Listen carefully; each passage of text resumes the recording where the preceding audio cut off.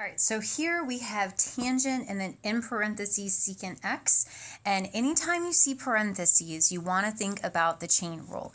And we talked about in class the chain rule for our trig derivatives is going to be if we have tangent of u, its derivative is going to look like the secant squared of u. So we still have that secant squared of u.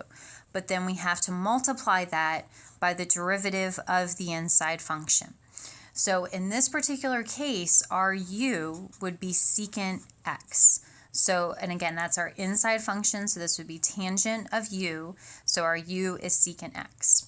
So our u prime would look like secant x tangent x.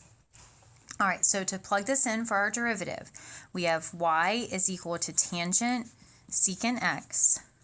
Our y prime, tangent's derivative, is secant squared. Keep the inside fixed, and then multiply by the derivative of the inside. So the inside here's derivative would be secant x tangent x. So let's just emphasize. Here we took the derivative of the outer function. The outer function in this case was tangent. Okay? We kept the inside fixed. Inside fixed. And then we multiplied by the derivative of the inside. Okay, so we took the derivative of the outer, that was secant squared. We kept the inside fixed, and then we multiplied by the derivative of the inside.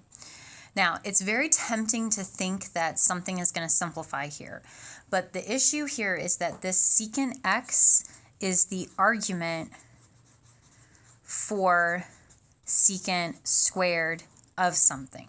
So what will happen here is that this secant x is not going to combine with secant here because this secant x is the argument, and remember the argument is untouchable. You cannot touch that argument. It has to stay with the secant squared x. So this would be your simplified answer. You would not be able to do any simplification beyond that.